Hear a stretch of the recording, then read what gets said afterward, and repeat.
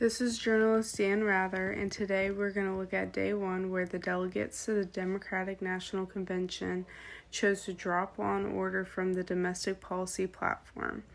We are going to hear a speech from a protester as well as watch the protesters march during Hayden's speech, followed by an interview with Delegate Hayden and a protester. Our people are suffocated by poverty and pain. We demand what every human being deserves, and we speak the truth. Yet in return, we're called dangerous, radicals, and are arrested or even murdered. For what? For wanting food, shelter, education, freedom, respect, and life? That's not radical, it is righteous. We are not afraid, and we won't be silenced. The power of our people is stronger than the people in power, and that truth scares the living hell out of them. They know that when we are able to freely lift each other up, get an education, teach our history, and protect each other, their system will tremble, then crumble. There is nothing wrong with your line of work or what your skin color is. What matters is where your heart is at and who you truly are. Thank you.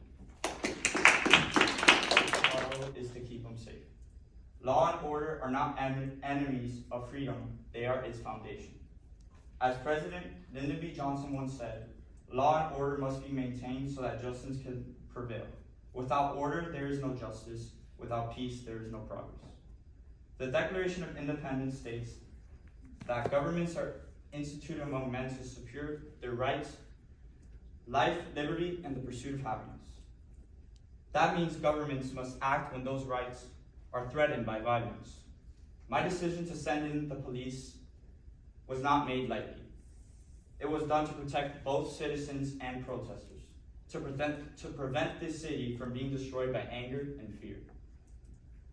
I am not blind to the suffering caused by this war, nor am I not deaf to the cries that are being cried. I believe in protest, but protests must be peaceful and respectful. We can disagree without destroying each other. We can demand reform without tearing down the rule of law that protects us all. Chicago will not be remembered as a city that fell apart. It will be remembered as a city that stood firm in defense of peace and democracy.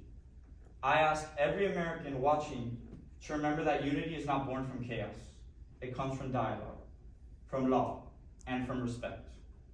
We are all citizens of the same country. Let us act like it. The very values this country claims to believe in. In the port. Heck yeah. Can I kick them out? We don't want this. I Get call out. them all. Yeah. And what? Okay.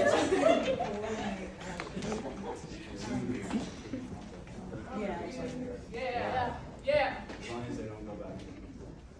What? Okay. Oh.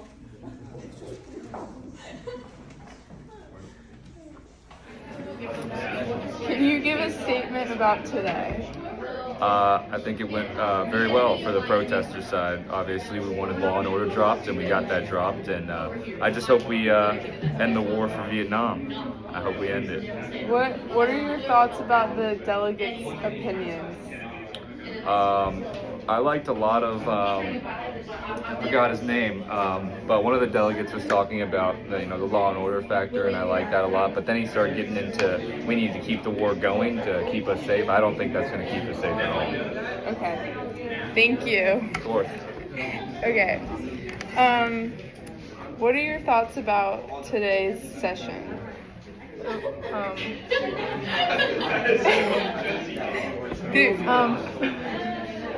It was, I believe